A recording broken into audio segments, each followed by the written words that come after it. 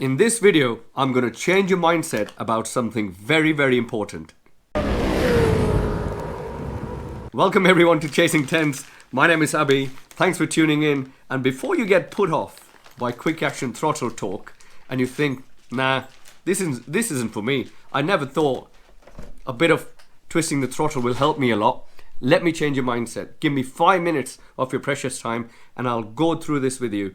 And we'll talk about how this can completely change some of those habits which can really help you chase those crucial tenths on a track.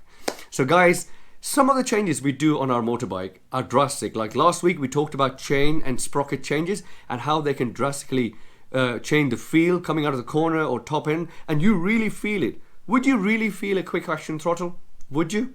I did. Now I'm going to give you a very short example, and this was my realization of how quick action throttle benefited me. Earlier last year, if you've been following me, I did 3 euros altogether, 2 Portimeos, 1 Jerez. And I had a fueling issue where between 9,000 and 10,500 revs, I had no power for about 2 seconds.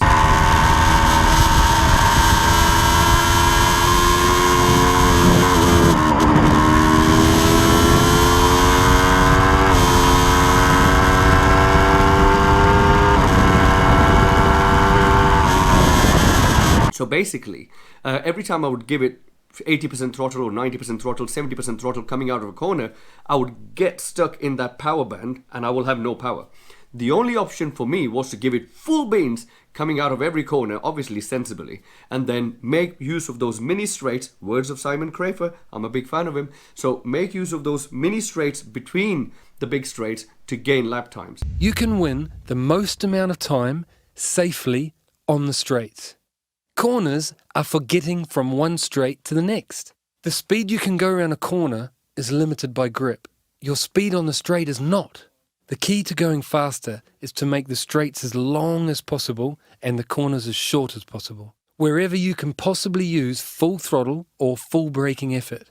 Find those areas and squeeze everything out of them you can. And I don't just mean the obvious straights, but the little ones between the corners. And I was stuck on a 1 minute 59 at Jerez.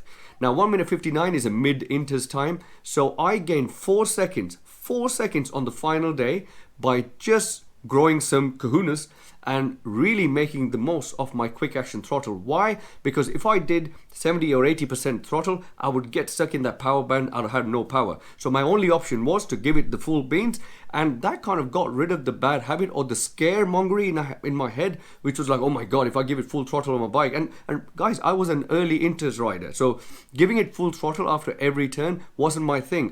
My bike was 180 odd horsepower, so I was thinking, that's enough.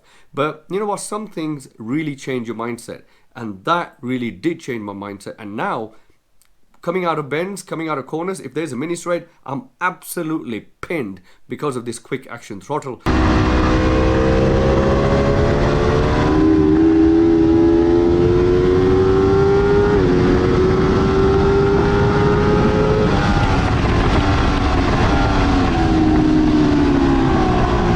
Because it got rid of my kind of scaremongery thing in my head earlier.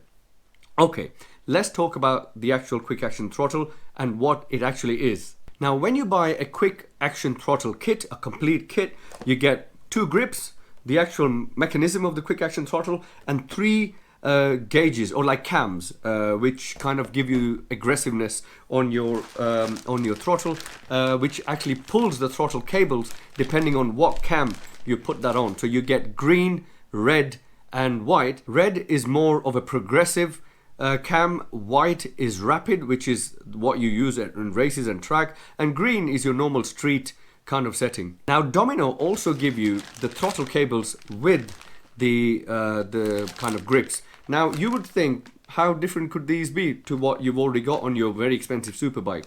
These basically internally are lined with nylon, so they don't need greasing or oiling, so keeps all the dust away.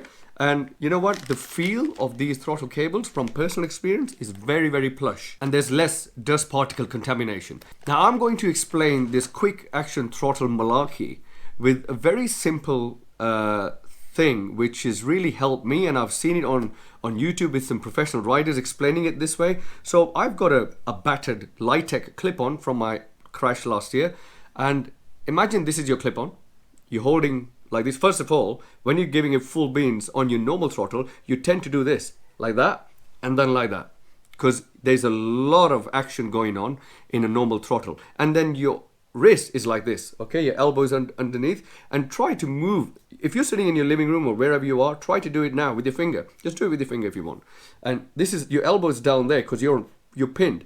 And now imagine just you roll off a bit for the corner and do that. It's not that easy. On the other side, if you have a quick action throttle, you only do half, so your hair absolutely fluid. So getting that, I'm not talking about elbow down. So novice and inters riders, please stay with me here. I'm not talking about elbow down here. I'm just talking about easy movement. So easy movement, moving the top half of your body, easy movement. If you full throttle like this, it's hard. Do it, try it. It's hard, because it's just the way our shoulder joint works. Perché questo è sbagliato?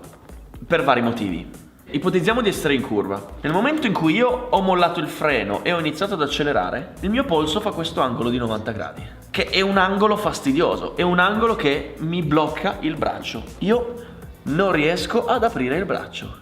Il fatto che io non riesca ad aprire il braccio non solo non mi fa andare ad aprire il gomito come fanno in MotoGP, ma mi blocca anche il busto. Io non riesco ad andare giù col busto perché ho il braccio bloccato.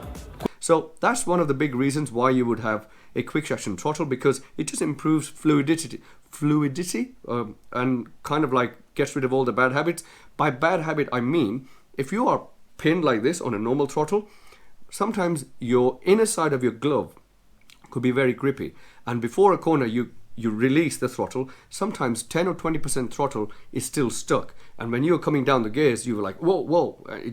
It's one of those feelings which I've had before, and I'm only going by my experience. And if you are a regular track day rider, it might have happened with you as well, that you've rolled off thinking you are on zero throttle, but you aren't, because all that kind of movement kind of sometimes isn't perfect. 9 out of 10 times it'll be perfect, but once or twice you might be basically rolling it off, but it's not fully rolled off. So that's one of the things.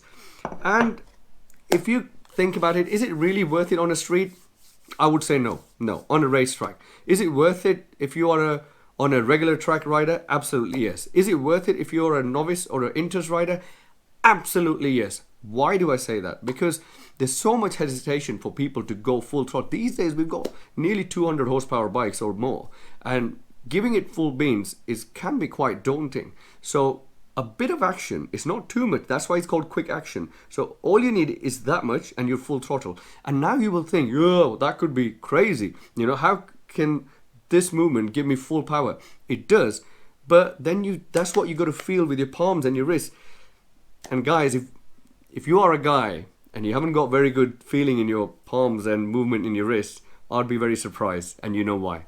So if you've got really good feeling in your wrist and your kind of and your wrist, palm and your wrist, you should be able to feel your bike. And if you're not very good with your throttle, I don't know what to say. I mean, especially in Western countries, especially in the UK, my goodness, we, with the driving tests and everything, we go through so many tests that we get so used to the throttle feel and the clutch feel. So there should be something natural. So having a quick action throttle isn't suicidal. It's not something which is going to give you 5 seconds on the track or 10 seconds on the track, but it'll give you plenty of lap time, because this is one less thing to think about when you are chasing tens.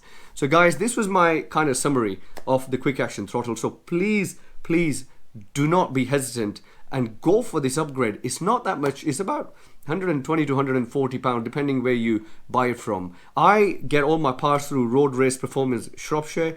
They really helped me with decent discounts. If you mention my YouTube channel's name, Chasing Tents, to them, they will give you anything between 5 to 10%, even more depending on the product. So link is in the description, or details are in the description. Have a look at it. And guys, it's an upgrade worth having if you regularly go to the track, because this can get rid of a lot of gremlins in your head about full throttle, about giving it about kind of fluid movements and all sorts of things. Quick action throttle, for me, to summarize it, is equal to Miracle Grow for plants, because this will help grow those crucial kahunas on the track when you really want to give it some. Guys, enough is enough. Thank you for watching. Please do subscribe. I really appreciate your support. Thank you, thank you, thank you. Please, please, please do subscribe.